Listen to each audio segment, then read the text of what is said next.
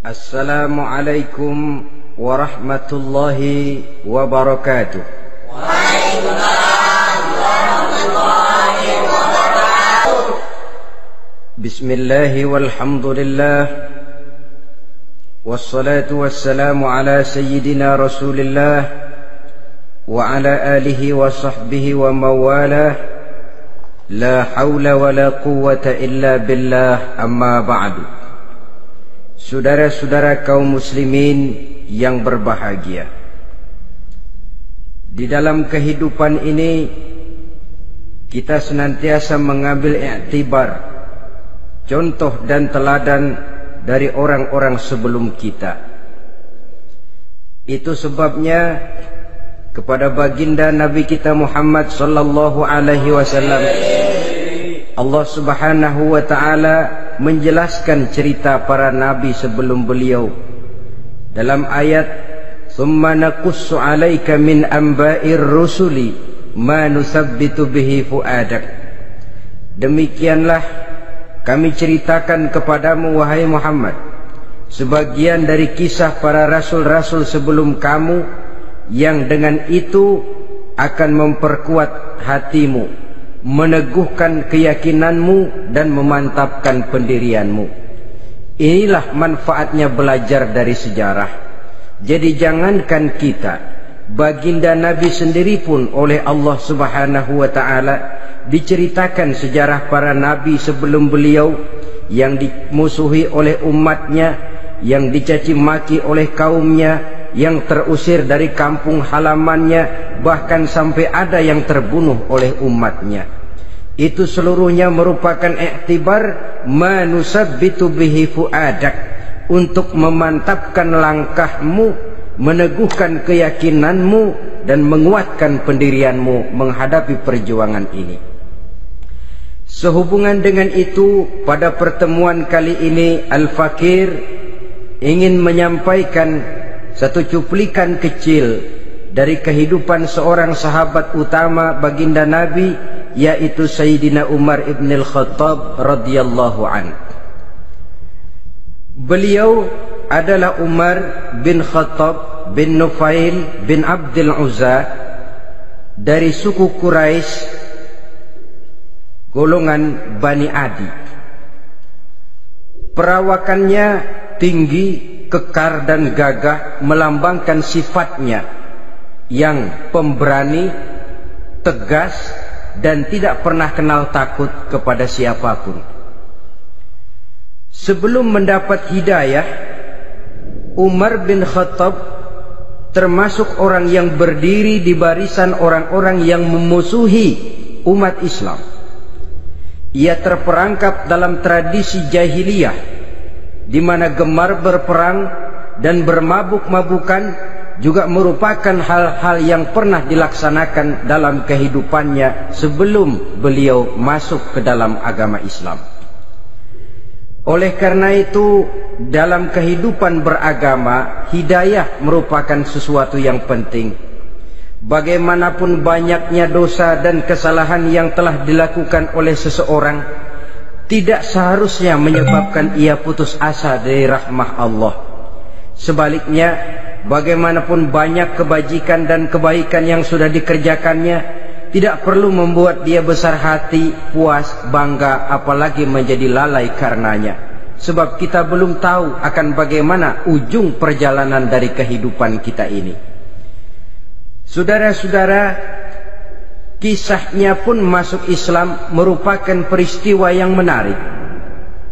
Pada satu hari, dengan pedang terhunus, Umar bin Khattab menuju Darul Arqam, tempat di mana baginda Nabi biasa berkumpul dengan para sahabat.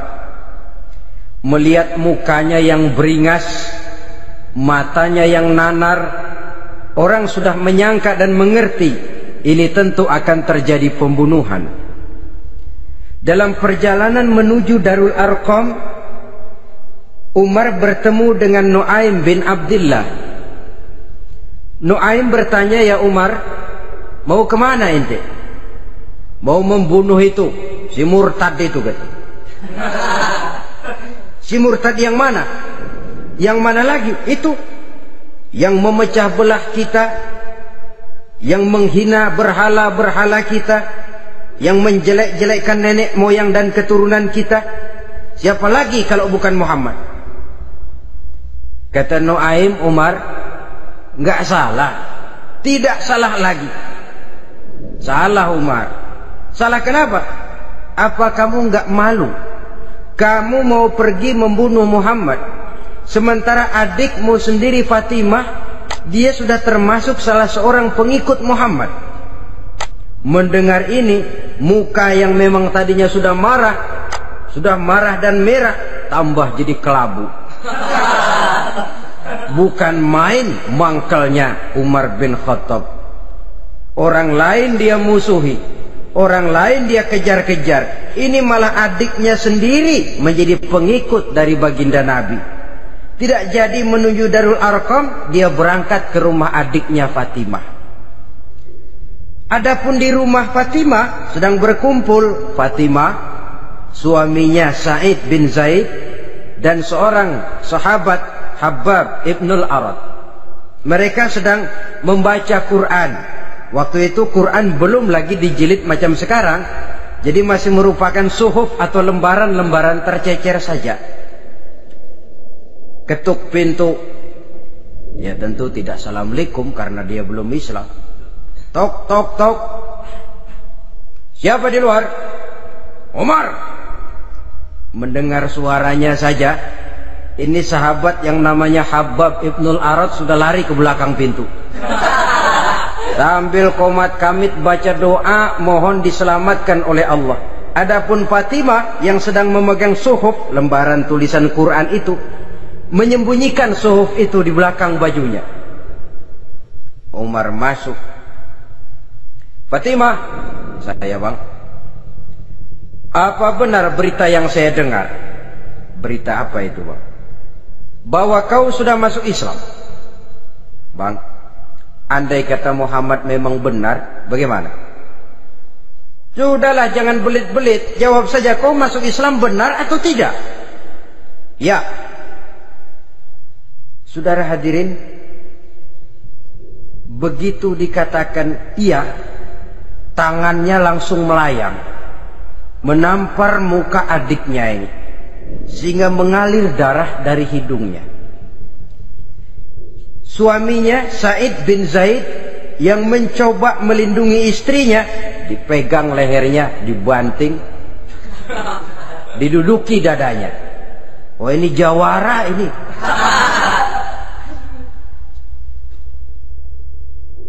Namun pada saat sedemikian, suara kebenaran terpantul dari mulut Fatimah, adik dari Umar bin Khattab ini.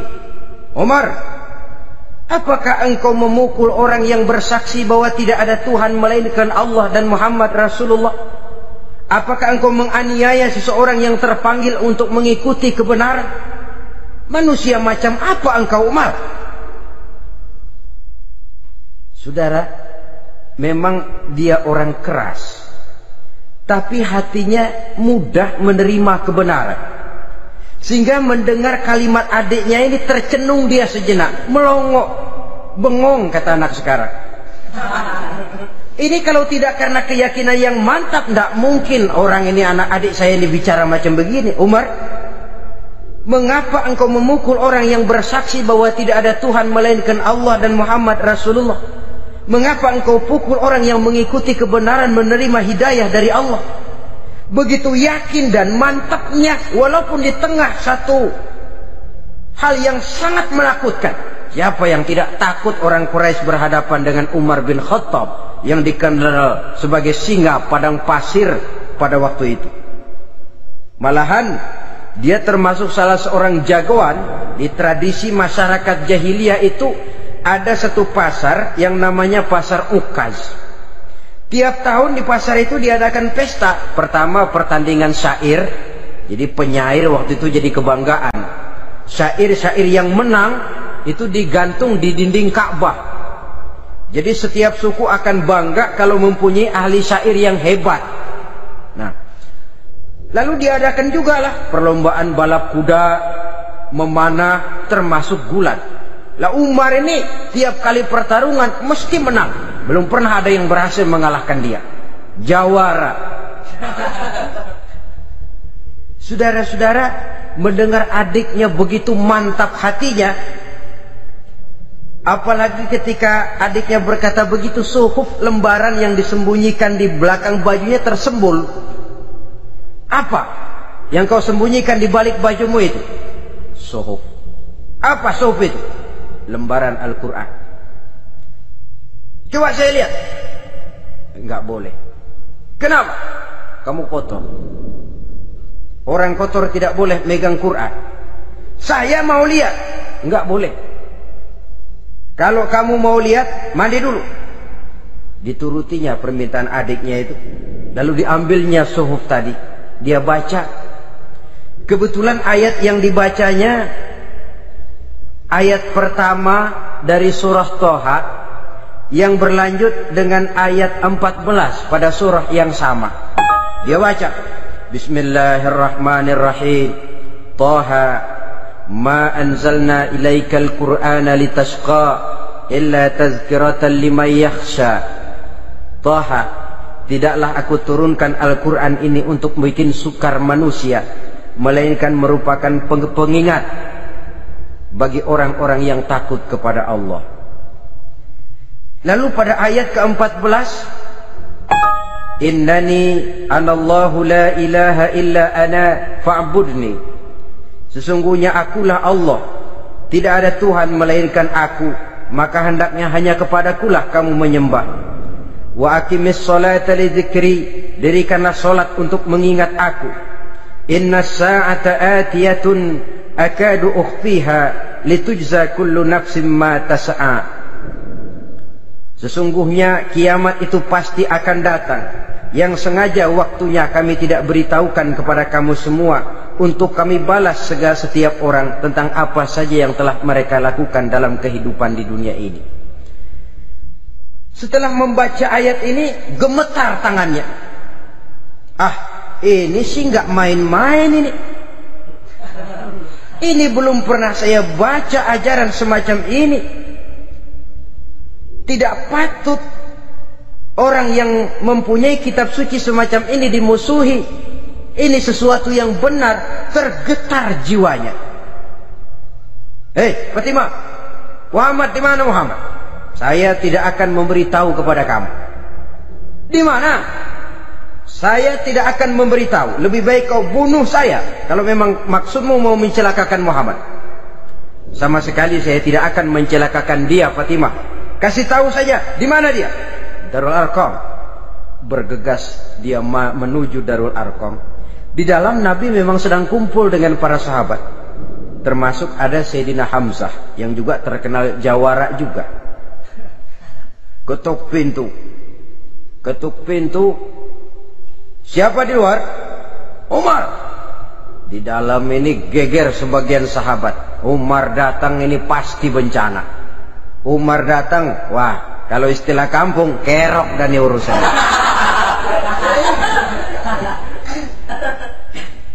Tapi baginda Nabi menenangkan mereka. Tenang, mudah-mudahan ada hikmahnya. Sayyidina Hamzah tampil, bukakan dia pintu. Kalau niatnya baik, kita terima. Kalau niatnya tidak baik, saya paling depan. Dibukakan pintu. Begitu dibukakan pintu, Umar masuk merangkul baginda Nabi. Kemudian dengan tersendat, Ashhadu an la ilaha illallah wa ashhadu annaka ya Muhammad Rasulullah. Saya bersaksi tidak ada Tuhan melainkan Allah, dan saya bersaksi bahwa engkau hai Muhammad adalah utusan Allah. Sahabat takbir semua, Allahu Akbar, Allahu Akbar. Kegembiraan meliputi suasana ketika itu. Kenapa? Karena sebelumnya dikala Umar belum masuk Islam, dia merupakan ganjalan yang paling dikhawatirkan oleh umat Islam. Setelah dia masuk Islam, jelas merupakan satu keuntungan yang sangat besar. Dan dia tertarik kepada Islam bukan karena bujuk rayu orang, tidak karena diberikan harta, tidak karena diiming-iming oleh kedudukan tinggi, Tapi karena kebenaran, hidayah menembus hatinya melalui wasilah ayat dalam surah Thaha yang dibacanya melalui suhuf yang dipegang oleh adiknya tadi. Sejak saat itu berubah 180 derajat Umar bin Khattab radhiyallahu anhu. Tetapi tetap dengan sifatnya keras, tegas, dan tidak pernah kenal takut kepada siapapun. Cuma kalau sebelum Islam, dia kerasnya kepada Islam. Setelah dia masuk Islam, muter arah. Kepada siapapun yang memusuhi Islam, dia bersikap keras, tegas, dan tidak pernah kenal takut. Bahkan setelah beliau masuk Islam, satu hari ketika di Darul Arqam kumpul-kumpul, waktu itu Nabi belum berdakwah secara terbuka karena pengikut masih sedikit. Sayyidina Umar usul, "Ya Rasul, ada apa Umar? Alasna 'alal haq fi mamatina wa mahyana." Ya Rasul, bukankah kita ini berdiri di atas sesuatu yang benar? Bukankah mati kita, hidup kita untuk melaksanakan sesuatu yang benar? Bala ya Umar, betul Umar. Wallazi nafsi biyadihi innakum la'alal haq in muttum wa in hiyitum. Demi Allah Umar, kata Nabi, sesungguhnya kamu dan kita semua berdiri di atas kebenaran, hidup ataupun mati. Setelah mendapat jawaban begini, Umar masuk kepada tujuan pembicaraannya. Izan ya Rasul, fafimal ihtifal.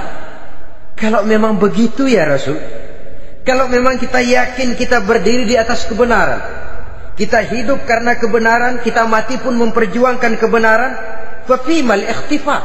Kenapa mesti ngumpet-ngumpet? Kenapa harus sembunyi-sembunyi? Wallazi ba'asaka bil haqq, demi Allah ya Rasul, la takhrujanna wa la nakhrujanna ma'ak. Tuhan harus keluar menyampaikan Islam ini secara terbuka, dan kami akan mendampingi Tuhan dengan segenap jiwa dan raga. Sekali masuk Islam gak tanggung-tanggung. Yang kayak begini ini yang kita perlukan sekarang ini. Begitu masuk Islam, nggak tanggung seluruhnya, jiwa dan raganya masuk Islam. Beliau yang pertama kali mengajukan ide, kenapa harus dakwah sembunyi ya Rasul? Wong kita berdiri di atas kebenaran, memperjuangkan sesuatu yang hak. Kalau kita mati, kita pun mati membela kebenaran. Kenapa mesti fafimal ikhtifa? Kenapa harus sembunyi-sembunyi? Mulai sekarang mari keluar ya Rasul, saya akan dampingi Tuhan, nyawa taruhannya. Saudara hadirin yang saya hormati, selalu dia tempat-tempat yang pernah dia melaksanakan maksiat sebelum dia Islam, selalu dia kunjungi sampai dia berkata, tidak ada tempat yang pernah saya melakukan kesalahan sebelum saya Islam yang harus saya tutupi dengan kebajikan setelah saya Islam sekarang ini. Bahkan ada satu riwayat menjelaskan beliau itu yang tinggi badannya, kekar perawakannya, gemetar orang ngadepin dia. Tapi beliau sendiri sangat mudah gemetar kalau sudah mendengar ayat-ayat Allah. Sehingga ada satu riwayat menjelaskan Sayyidina Umar itu setelah masuk Islam, kalau sholat kadang-kadang bila menoleh ke kanan beliau senyum, bila menoleh ke kiri beliau menangis berurai air mata. Ada orang bertanya, ya Umar, kenapa menengok ke kanan kau senyum, ke kiri kau menangis? Itulah kalau saya ingat jahilnya saya sebelum Islam. Adapun bila saya menoleh ke arah sebelah kanan saya tersenyum, teringat betapa dulu saya membuat berhala dari korma. Saya tumpuk-tumpuk, saya susun begitu.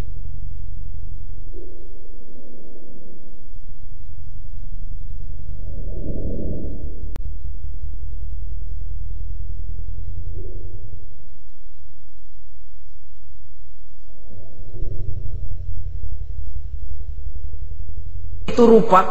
Setelah saya sembah, saya makan itu korma. Gagah betul saya waktu itu, sampai Tuhan pun saya makan.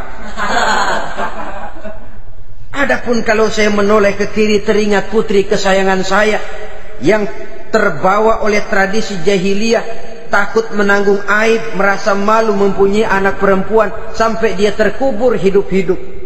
Berurai air mata saya mengingat semua itu. Padahal Nabi sudah memberikan jaminan. Sebab saudara, jangan lupa, orang kafir masuk Islam, dalam Islam itu dihitung dari bayi lagi. Dari nol, itulah untungnya. Jadi misalnya sudah 60 tahun, dari kecil sampai 60 tahun kafir. Umur 61 masuk Islam. Nah, sejak umur 61 itulah yang dihisab oleh Allah. 60 tahun ke bawah gratis bersih pemutihan. Istimewa betul. Tapi jangan lalu diniatin, gua kafir aja. Nanti sudah tua-tua mau giliran mati baru Islam. Nah, itu diniatin lain. Ini yang karena faktor hidayah, saudara-saudara. Nah, cintanya kepada baginda Nabi luar biasa.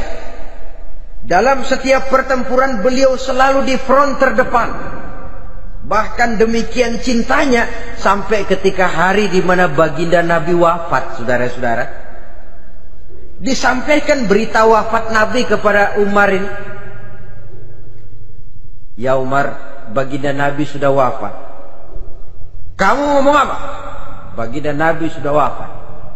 Bukan sedih, nyabut pedang, keluar matanya melotot. Siapa yang bilang Muhammad mati, saya tabas batang lehernya. Begitu cintanya beliau kepada baginda Nabi, sampai-sampai nggak menerima kalau Nabi wafat. Taruhlah nggak bisa mati bersamaan, bolehlah mati beriring-iring saja barangkali maksudnya. Saudara-saudara, cabut pedang, kelayaban kemana-mana. Ayo, siapa ngomong Muhammad mati, saya tabas batang lehernya. Sampai bertemu dengan Sayyidina Umar, Sayyidina Abu Bakar. Di tempat orang banyak, Sayyidina Abu Bakar yang bijaksana ini pidato. Ayuhan nas, man kana ya'budu Muhammadan fa inna Muhammadan qad mata wa man kana ya'budu Allah fa inna Allah hayyun la yamut. Wahai manusia, barang siapa yang menyembah Muhammad, maka Muhammad sudah mati. Tetapi barang siapa yang menyembah Allah, Allah akan hidup selamanya dan tidak akan pernah mati. Mendengar pidato ini, Sayyidina Umar sadar bahwa sebenarnya yang tidak bisa mati itu cuma Allah. Bagaimanapun agungnya baginda Nabi, besarnya baginda Nabi, tinggi akhlak budi pekertinya Nabi, cintanya beliau kepada Nabi, Nabi manusia dan manusia harus mati. Kemudian dibacakan surah Ali Imran ayat 144. Wa ma Muhammadun illa rasul qad khalat min qablihi rusul afa immata aw qutilan qalabtum ala aqabikum. Muhammad tidak lain daripada manusia, telah datang kepadanya rasul. Apakah jika ia mati engkau kembali menjadi murtad atau mundur ke belakang? Mendengar ayat ini dibacakan, Sayyidina Umar sadar, berurai air matanya, menangis dalam kesedihannya. Ini cintanya yang demikian tinggi kepada baginda Rasulullah sallallahu alaihi wasallam. Begitulah seluruh kesalahan yang dia lakukan pada saat sebelum dia masuk Islam, berusaha dia tutupi dan dia tebus dengan segala kebaikan, pengabdian, perbuatan soleh setelah dia masuk Islam. Sehingga diajarkan oleh baginda Nabi, ittaqillaha haitsu ma kunta wa atbi'i sayyi'atal hasanata tamhuha wa khaliqin nasa bi khuluqin hasanin. Bertakwalah kamu kepada Allah, kata Nabi, dimanapun saja kamu berada. Jadi takwa tidak kenal tempat. Dimanapun saja kamu berada, bertakwalah kepada Allah. Di rumah takwa, di pasar takwa, di kantor takwa, di tengah orang banyak takwa, pada waktu sendirian takwa. Ittaqillaha haitsu ma kunta. Bertakwalah kau kepada Allah dimanapun saja kamu berada. Jangan takwa pakai tempat. Di masjid takwa, di kantor nyolong. Itu tidak haitsu makunta. Yang diajarkan oleh Nabi, dimanapun kamu berada, bertakwalah kepada Allah. Wa atbi'i sayyi'atal hasanah tamhuha, dan iringi perbuatanmu yang salah dengan kebaikan. Jadi kalau satu saat terselip kita berbuat salah, cepat iringi dengan kebaikan, tamhuha, dengan harapan kebaikan yang kita kerjakan akan menutupi dosa yang terselip kita lakukan. Amin. Ngomongin orang, astagfirullahaladzim, banyak istighfar. Istighfarnya mudah-mudahan bisa nutupin dosa karena ngomongin orang. Tapi jangan lalu tambah sulap. Ngomongin orang istighfar, terus ngomongin lagi istighfar lagi. Itu tentu tidak bisa dengan cara begitu. Barangkali terselip pernah mengambil harta orang tanpa alasan yang hak, imbangi dengan rajin sedekah misalnya. Barangkali pernah menyakiti hati orang, imbangi dengan perbuatan yang bisa menyenangkan hati orang lain. Itu namanya mengiringi perbuatan yang bersifat salah dengan kebajikan. Ini yang dilakukan oleh Sayyidina Umar. Setiap pelosok hampir dia datangi, tempat-tempat di mana dia pernah melakukan kesalahan sebelum Islam, di sana dia tegakkan kebajikan dan kebaikan. Kegagahannya, keperkasaannya, keberaniannya sepenuhnya bulat-bulat sudah diwakafkan untuk kepentingan Islam. Saudara hadirin yang saya hormati, diperlukan orang-orang yang punya keberanian macam Sayyidina Umar. Berani karena panggilan hidayah, bukan berani babi. Babi berani juga babi, cuman nyeruduk. Artinya berani yang tanpa pertimbangan. Berani yang tanpa pertimbangan pada akhirnya akan menyulitkan kita sendiri. Beliau gagah, beliau berani, beliau punya kekuatan, beliau punya wewenang, dan itu dimanfaatkannya untuk menjadi backing baginda Nabi kita Muhammad sallallahu alaihi wasallam. La takhrujanna wa la nakhrujanna ma'ak ya Rasul. Rasul, keluar, sampaikan dakwah secara terbuka. Saya akan mendampingi Tuhan. Jika ada yang ganggu Tuhan, saya paling depan. Backing yang mendampingi Rasul untuk menyampaikan risalah Islamiyah ini. Saudara hadirin yang saya hormati, wa khaliqin nasa bi khuluqin hasanin, kata Nabi. Dan pergaulilah manusia dengan akhlak yang baik, karena dengan ini kau bisa mengambil hati orang. Dalam hadis lain katakan, innakum la tas'una an-nasa bi amwalikum walakin yas'uhum minkum bastul wajhi wa husnul khuluq. Kamu tidak akan bisa menyenangkan orang banyak dengan hartamu, tapi kamu bisa ambil hati mereka dengan budi pekerti yang luhur dan muka yang manis. Dengan harta belum tentu kita bisa menyenangkan semua orang, tapi budi pekerti yang luhur, muka yang manis, itu yang akan bisa membuat kau menyenangkan orang banyak.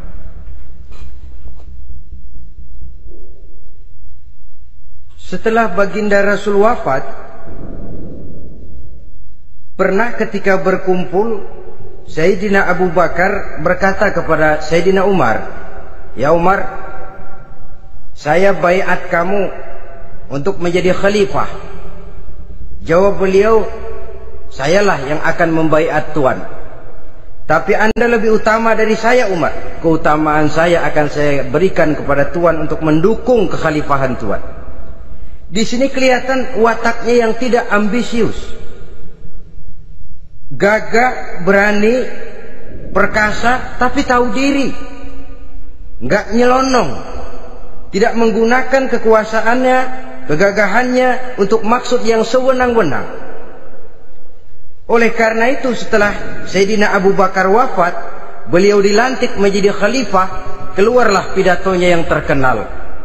Ayuhan nas, inni qad wullitu alaikum walastu bi khairikum. Hai manusia, aku telah dipilih menjadi pemimpin kamu. padahal aku bukanlah orang yang terbaik di antara kamu. Kalau tidaklah karena aku melihat keutamaan, keteguhan yang dapat melindungi kalian, berat rasanya aku memikul amanah ini. Sebab apa? Alangkah beratnya menunggu datangnya perhitungan di akhirat nanti terhadap Umar. Ini yang jadi motifnya memegang jabatan khalifah. Sungguh berat bagi Umar menunggu datangnya saat perhitungan. Sehingga seolah-olah kalau bisalah jadi Umar bin Khattab saja, jangan jadi khalifah kalau bisa. Tapi moya umat sudah kadang memilih. Sehingga benar kalau dalam satu hadis Nabi pernah mengajarkan jangan memberikan satu jabatan kepada orang yang memintanya. Sebab orang kalau sudah minta jabatan, apalagi pakai jilat-jilat, pakai upeti-upeti, tentu ada tendensinya. Ada batu di balik udang. Kalau udang di balik batu kan mungkin nggak kelihatan, tapi kalau batu di balik udang kelihatan betul itu. Ada maunya, ambisinya. Jangan memberikan satu jabatan kepada orang yang memintanya. Seakan di batinnya Sayyidina Umar menyesali. Kenapa Umar nggak jadi Umar saja, kok mau jadi khalifah gitu. Alangkah berat perhitungan buat saya di akhirat nanti. Nah, setelah jadi khalifah, sebagai satu i'tibar, saya akan mencoba mengemukakan beberapa sifatnya yang menonjol untuk pelajaran buat kita semua. Pertama, sikapnya terhadap keluarganya setelah beliau menjadi khalifah. Kedudukan sebagai keluarga Umar bin Khattab bukan merupakan kedudukan istimewa. Itu ditanamkan betul kepada keluarganya. Jangan karena bapakmu khalifah, lalu mentang-mentang anak khalifah kau merasa dapat fasilitas, merasa bisa berbuat semau-maumu. Kau harus punya tanggung jawab dan beban moral, memberikan contoh yang lebih baik kepada rakyat. Ini yang ditekankan kepada keluarganya. Kalau beliau mau mengeluarkan undang-undang, undang-undang itu lebih dahulu dibicarakan di tengah keluarganya, kumpul anak-anaknya. Ini akan ada undang-undang begini. Siapa di antara kalian mau mentaati, persilakan. Yang tidak pun persilakan. Tapi saya ingatkan, kalau ada dari keluarga Umar yang melanggar peraturan yang saya keluarkan ini, saya akan menghukumnya 2 kali lipat karena dia keluarga saya.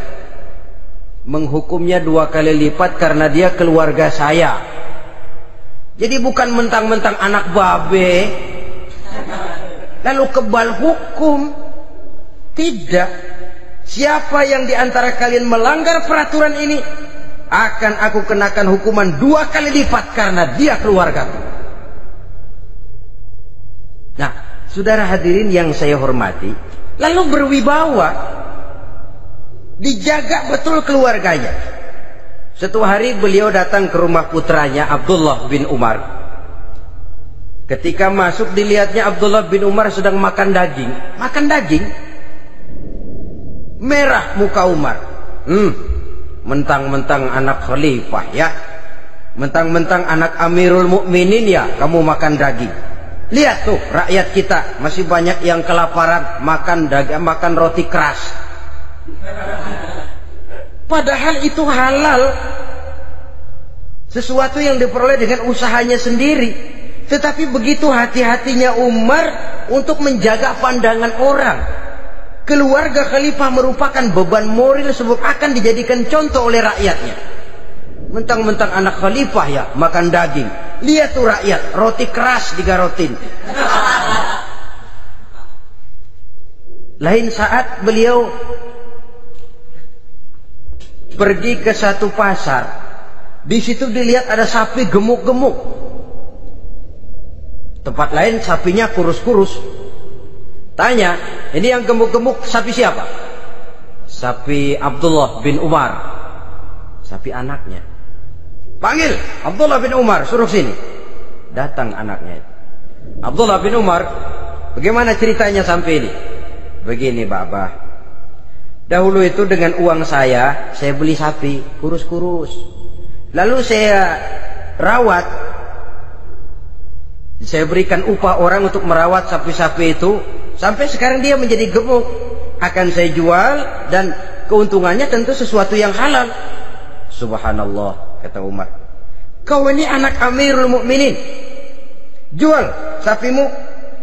Ambil modalnya, untungnya, masukkan Baitul Mal untuk urus kepentingan orang Islam. Dia nggak mau anaknya terlibat bisnis, dompleng kekuasaan ayahnya. Karena mentang-mentang anak khalifah lalu segala macam bisnis lancar. Orang takut karena apa? Anak babe. Ada lagi. Pada waktu pembagian harta ghanimah, putri beliau yang namanya Hafsah, ini adalah istri baginda Nabi, meminta bagian.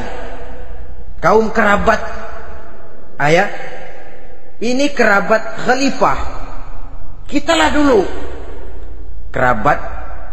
Kalau kau kerabatku, maka jatahmu nanti dari ayahmu.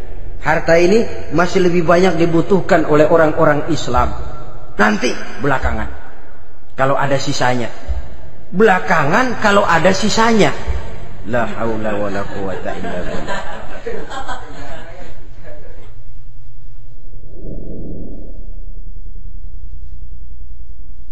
Saudara hadirin, itu terhadap keluarganya. Kemudian apa sifat-sifat yang menonjol dari kepemimpinannya? Pertama, kesederhanaannya.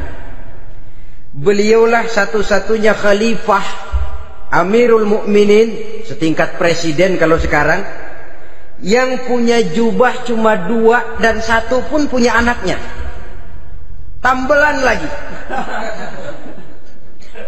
Pernah sholat Jumat terlambat.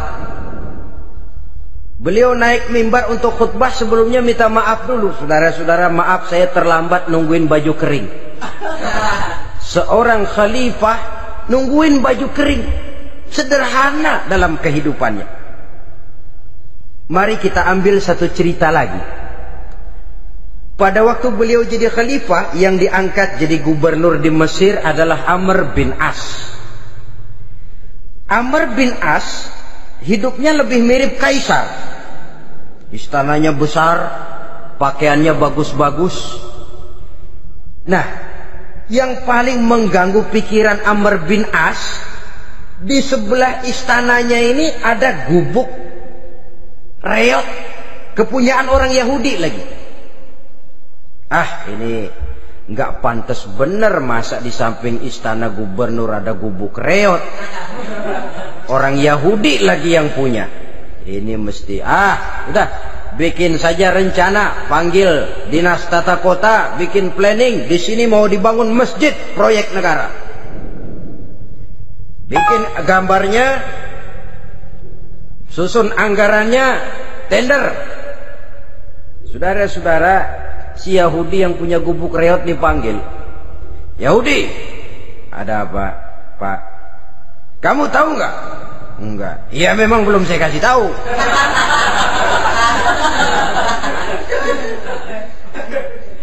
Ada apa, Pak? Itu kamu punya gubuk. Tahu? Kena proyek. Proyek apa, Pak? Kami mau bangun masjid besar di situ. Dan tidak sesuai ada gubuk reot di samping tempat gubernur. Jadi maksud Bapak, gubukmu, tanah-tanahnya mau saya bebaskan. Saya beli. Enggak mau, Pak. Saya enggak mau jual. Saya bayar 2 kali lipat. Enggak mau. 3 kali lipat. 6 kali lipat juga enggak mau, Pak. Saya dari muda peres keringat banting tulang cuma segitu-gitunya, Pak, tempat saya tinggal. Gubuk reot sama tanahnya sedikit. Makmur saya, Pak, cuma rumah sama sumur.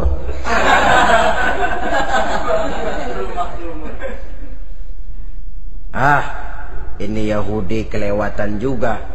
Akhirnya turun perintah, sudah, kalau dia nggak mau dibebaskan, gusur saja, tarik, ambil bulldozer. Digusur. Yahudi ini berurai air matanya. Aduh, begini jadi rakyat kecil, udah jatuh ketiban ember lagi. Tapi pikir-pikir Amr bin As kan bukan yang paling atas. Dia kan cuma pejabat, masih ada atasannya lagi. Lapor lapor. Yahudi ini berangkat ke Madinah. Bayangkan dari Mesir ke Madinah. Jalan. Di sepanjang jalan dia berpikir. Pikir membanding-banding. Kalau gubernurnya saja istananya begitu mewah, apalagi khalifahnya. Kalau gubernurnya galak main gusur, apalagi khalifahnya. Dan saya bukan orang Islam, apa dia lemin ngadu? Apa dapat tanggapan? Berangkat dia sambil harap-harap cemas. Sampai di pintu kota Madinah, dia temui orang lagi tidur di bawah pohon korma. Selamat siang Pak. Ada apa? Pak. Apa? Mau lapor. Lapor apa? Bapak tahu Khalifah Umar bin Khattab? Tahu? Istananya di mana Pak? Istananya di atas lumpur. Di atas lumpur. Di atas lumpur. Pengawalnya banyak Pak. Banyak. Siapa Pak? Yatim piatu, janda-janda tua, orang-orang miskin, orang-orang lemah. Itu pengawalnya. Pakaian kebesarannya apa sutra apa-apa Pak? Pakaian kebesarannya malu dan takwa. Saya nggak ngerti Pak. Itulah Umar bin Khattab. Lalu orangnya sekarang di mana Pak? Di depan ente. Rupanya yang dia tanya itulah orangnya. Gemeter Yahudi ini, keringat bercucuran. Coba, istananya di atas lumpur. Sebab beliau berprinsip, bagaimana saya bisa menghayati nasib rakyat kalau saya tidak merasakan apa yang mereka rasakan? Bagaimana saya nggak bisa tahu sakitnya lapar kalau saya belum pernah kelaparan? Itu prinsipnya. Istananya di atas lumpur. Para pengawalnya yatim piatu, janda-janda tua, orang-orang miskin, orang-orang lemah dan tidak mampu. Dan pakaian kebesarannya malu dan takwa. Kamu dari mana? Dari Mesir Pak. Ada apa? Mau laporan gubernur Bapak di Mesir yang namanya Amr bin As. Kenapa? Main gusur aja Pak. Ceritanya? Iya, dia mau bangun masjid. Kebetulan di areal itu saya punya tanah sama gubuk segitu-gitunya. Saya nggak mau dibeli, digusur Pak. Saya mau mencari keadilan. Begini. Kamu lihat tempat sampah itu? Lihat. Di situ banyak tulang. Coba kamu ambil kemari satu. Tulang unta, bawa sini. Bingung Yahudi. Pak, saya kemari mau cari keadilan. Kalau tulang mah di Mesir juga banyak Pak.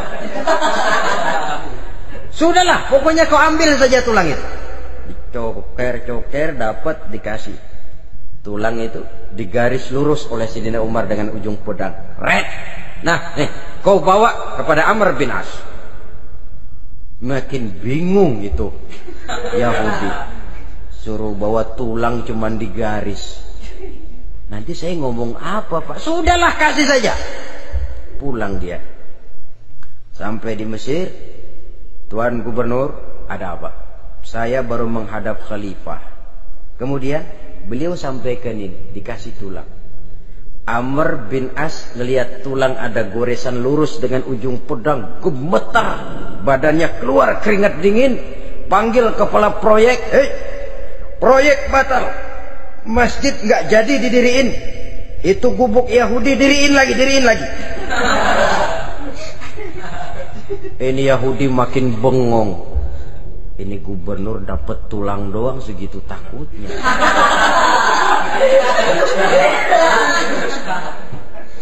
Ada apa sebenarnya Tuan Gubernur? Kamu tahu? Ini nasihat pahit buat saya dari Amirul Mukminin Umar bin Khattab. Seolah-olah beliau bilang, "Hai Amr bin As, jangan mentang-mentang sedang berkuasa ya. Pada suatu saat kau akan jadi tulang-tulang kayak begini. Maka mumpung kamu masih hidup dan berkuasa, berlaku lurus dan adillah kamu seperti lurusnya garis di atas tulang ini. Red. Lurus, adil, jangan bengkok. Sebab kalau kamu bengkok, nanti aku yang luruskan pakai pedangku. Siapa yang nggak ngeper digituin? Sampai akhirnya apa? Kata si Yahudi, Pak, kalau begitu Islam adil ya. Adil. Kalau gitu biarin dah, Pak, tanah saya. Mau kamu jual? Bukan saya jual, Pak, saya kasih aja dah. Campur gubuk-gubuknya, ambil aja dah.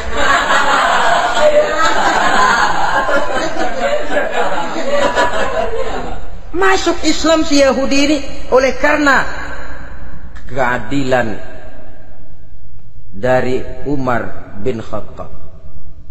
Begitulah kesederhanaan hidupnya. Sampai saudara, yang ironi betul, pernah Utsman bin Affan, Ali bin Abi Thalib, Thalhah dan Zubair kumpul mendengar berita bahwa Sayyidina Umar ini punya hutang. Bayangkan, seorang khalifah untuk melangsungkan hidupnya sampai punya hutang. Padahal Baitul Mal di bawah kekuasaannya. Berunding Utsman, Ali, Thalhah, Zubair. Kalau kita langsung ngomong sama Umar nggak enak dong, dia nggak bakalan terima. Lewat putrinya aja, Hafsah. Baik. Hafsah ngomong sama Umar, Abah, kenapa? Bagaimana kalau honor Abah ditambah, ditingkatkan supaya hutang bisa ketutup? Hafsah, saya Abah. Siapa yang nyuruh kamu ngomong begitu? Enggak ada. Ada. Saya tahu ada ini. Kalau nggak ada, kamu nggak mungkin ngomong begitu. Tapi orangnya kalau saya tuntut, mereka mungkin nggak mau. Sekarang saya mau tanya Hafsah, kau kan istri Rasul, betul? Nah, saya mau tanya, suamimu makanannya apa? Daging? Bukan. Roti. Tempat tidurnya kasur empuk? Bukan. Kain kasar yang kalau musim panas kami bentangkan, kalau musim dingin separuh buat tidur, separuh buat selimut. Pakaian yang dibelikan untukmu berapa banyaknya? Cuma 2. Nah, itu guru saya, orang yang paling saya cintai, dan itu yang saya ikuti. Bahkan setelah beliau wafat, Sayyidina Umar ini hutangnya ditanggungkan kepada anaknya Abdullah bin Umar, dan itu pun dilunasi dengan menjual rumahnya, sehingga rumahnya itu disebut Darul Qadha, rumah bayar hutang. Begitu kesederhanaannya. Jadi nggak pakai aji mumpung jadi khalifah lalu kayak ikan gurita, tangan yang mana aja megang. Itu kan mental monyet. Monyet itu kan begitu, tangan megang kiri kanan, mulut ngawal, kaki megang, temennya dikasih masih ngerampas juga. Monyet rakus betul itu. Itu kesederhanaannya. Kenapa kesederhanaan ini timbul? Karena sikap zuhudnya. Zuhud itu tarkud dunia li ajlil akhirah. Orang yang mengambil dunia hanya yang diperlukan dengan lebih mengutamakan kehidupan akhirat. Watak zuhudnya yang sangat menonjol. Dialah pahlawan yang paling berani di medan perang. Dialah imam yang paling khusyuk di masjid. Dan tidak jarang kalau sholat sendiri, begitu membaca ayat yang menceritakan neraka, nangis berurai air matanya. Saudara hadirin ma'asyiral muslimin rahimakumullah. Jadi kesederhanaan dan kezuhudan ini bukan lewat teori disampaikan oleh Umar, bukan lewat penataran seluruh aparat, tidak, lewat contoh konkret. Inilah saya, contoh sederhana dan zuhud. Bagaimana saya akan bisa merasakan penderitaan kalau saya sendiri tidak pernah menderita? Bagaimana saya akan tahu sakitnya lapar kalau saya belum pernah kelaparan? Maka tanpa penataran, tanpa upgrading segala macam, berhasil karena prinsip keteladanan. Beliau jadi contoh utama. Dan sumber utamanya tentu tidak lain karena contoh dari baginda Nabi besar Muhammad sallallahu alaihi wasallam. 2, sederhana. Yang kedua, zuhud. Yang ketiga, sifat yang menonjol dari kekhalifahannya adalah adil. Kalau sudah bicara soal hukum, dia tidak pernah kenal kompromi. adalah seorang pemuka Nasrani masuk Islam. Namanya Jabalah bin Aiham. Ketika dia bikin haji, kain ihramnya keinjak orang Arab yang hitam. Badui. Jengkel. Dia merasa bekas tokoh. Enak aja nih orang udah jelek nginjak lagi. Ditempeleng orang tadi. Orang ini lapor kepada Umar. Panggil Jabalah bin Aiham. Panggil. Kau ditampar? Betul Khalifah. Tampar dia. Tampar lagi. Dipukul orang itu di depan Sayyidina Umar. Jadi tidak karena kau ini bekas kepala suku, kau ini bekas orang terhormat, lalu ada kebijaksanaan yang tidak bijaksana. Kebijaksanaan yang akhirnya jadi tidak bijaksana. Dan itu memang sudah dimulai dengan memblokir keluarganya. Tidak satu keluarganya pun yang boleh mempunyai perasaan bahwa menjadi keluarga khalifah merupakan fasilitas dan keuntungan. Kau jangan makan di atas punggungku. Kau jangan menikmati fasilitas di atas keringatku. Dan tidak ada keinginan mewariskan jabatan khalifah kepada anak-anaknya. Pernah beliau musyawarah, saya bingung, kenapa khalifah? Gubernur Kufah ini sulit nyari orang. Diangkat yang lemah, rakyat ngeluh. Diangkat yang keras, rakyat juga ngeluh. Ada calon khalifah. Kalau ini mah nggak salah lagi nih buat gubernur Kufah. Siapa? Abdullah bin Umar. Anak beliau sendiri. Melotot matanya. Jangan macam-macam kau. Cukup satu orang Umar memegang jabatan ini. Kalau berhasil, kami keluarga Umar sudah merasakannya. Kalau gagal, cukup kegagalan seorang Umar. Tidak berusaha mengorbitkan anaknya. Wah, anak babe diangkat jadi jadi ano. Tidak, malah diblokir. Cari yang lain. Tapi Abdullah bin Umar cukup syarat ya khalifah. Dia orang bertakwa dan soleh. Yang takwa dan soleh bukan cuma anak Umar. Anak orang lain juga banyak yang takwa dan soleh.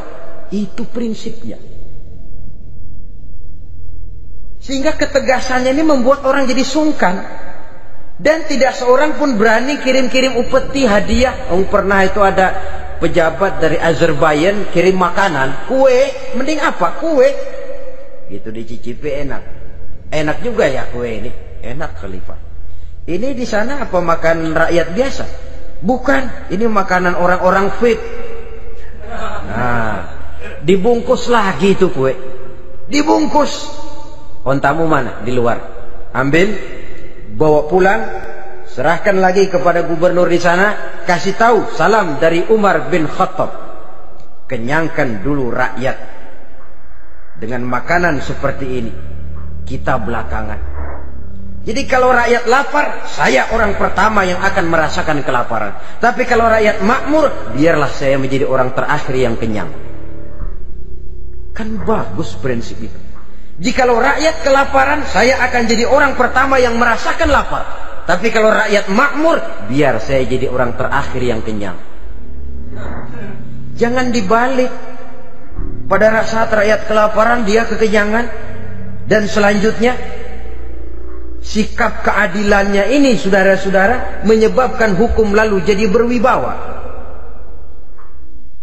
Pernah beliau jalan-jalan di lorong kota Madinah, di tempat yang namanya Harah bersama Aslam. Ada ibu-ibu, anaknya nangis, lapar ma, sabar dikit lagi matang katanya. Memang tuh ibu lagi ngerebus, bunyi air ngegulak, luguk. Umar lihati dari jauh, belum juga matang.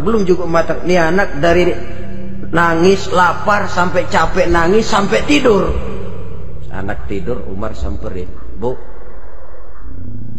emang masak apa sih kok nggak bisa matang? Saya nggak masak apa-apa Tuhan. Itu pating kerubuk apa? Ketika dibuka ya cuma air saja. Subhanallah, ibu sudah ngebohongi anak ibu sendiri. Habis harus bagaimana Tuhan? Saya sudah nggak punya makanan untuk dimasak. Sementara perut nggak kenal kompromi. Jalan satu-satunya, ya terpaksa anak saya bohongi. Saya bilang sebentar lagi matang sampai dia tidur sekarang ini. Memangnya Khalifah Umar gimana sih ngurusi rakyatnya? Subhanallah, dia orang zalim. Dia yang memegang urusan kami, tapi dia nggak tahu nasib saya. Anak kelaparan, keluarga terlantar. Oh begitu. Iya, zalim betul Umar bin Khattab itu. Kalau begitu ibu tunggu sebentar. Dia pulang bersama Aslam menuju Baitul Mal. Dia ambil tepung 1 karung, dipikul sendiri. Dipikul sendiri. Kata Aslam, ya Khalifah biar saya yang bawa. Jangan. Kenapa Khalifah? Apa kau kira kau sanggup mikul dosa saya di akhirat nanti? Biar saya yang mikul sendiri. Dia bawa ke tempat tuh ibu-ibu. Dia masakin sendiri. Nah bu, sudah matang, persilakan masak. Makan. Alhamdulillah Tuhan. Mudah-mudahan Allah memberkahi Tuhan. Tuhan lebih baik dari Umar bin Khattab yang zalim itu. Memang sebenarnya Tuhan siapa, kata tuh ibu? Saya. Iya, saya ya Umar bin Khattab yang ibu bilang zalim itu. Gemetar si ibu. Gemetar si ibu. Tapi memang peka dan menghargai kritik orang. Tidak membungkam setiap orang yang nadanya sumbang atau berbeda. Kadang beliau berkata, saya khawatir karena orang terlalu segan dengan saya, lalu nggak ada yang berani negur kalau saya salah. Kan begitu biasanya. Karena sudah terlalu segan, lalu semuanya orang mau diaminin saja. Asal dibilang nggak benar, marah, jengkel. Lalu disingkirin, maunya diiyain, inge kulonuwun. Oke bos. Beliau bilang, saya khawatir kalau tidak ada orang yang mau menegur kesalahan saya jika saya terlanjur nanti. Tahu-tahu muncul orang, demi Allah saya akan menegur Tuhan dengan pedang saya ini. Cerah mukanya, senyum bibirnya, alhamdulillah. Anak muda, saya memerlukan orang macam kau yang berani berkata ya terhadap yang benar dan tidak terhadap yang tidak benar, apa dan bagaimanapun resikonya. Di sini kelihatan sikap beliau menghadapi orang yang berbeda pendapat. Keadilan, keberanian dan ketegasan, cepat menerima kebenaran merupakan serentetan dari sifat-sifat utama beliau sejak masuk Islam sampai menjadi khalifah yang kedua. Bahkan dengan jasa beliau, Islam kemudian tersebar menembus dinding Jazirah Arabia, memasuki Bizantium dan Persia, sehingga beliau juga dikenal sebagai periode Al-Futuhat Al-Islamiyah. Nah saudara-saudara, inilah cuplikan kecil dari kehidupan seorang agung dan besar yang memang sangat terbatas kata-kata untuk melukiskan kebesaran itu. Namun yang secuplik ini mudah-mudahan menjadi sumbangan moral dalam rangka kita memperbaiki diri menuju kehidupan yang lebih baik. Terima kasih banyak atas segala perhatian. Mohon maaf atas segala kekurangan. Usikum wa nafsi bitaqwallah. Wassalamualaikum warahmatullahi wabarakatuh. Waalaikumsalam.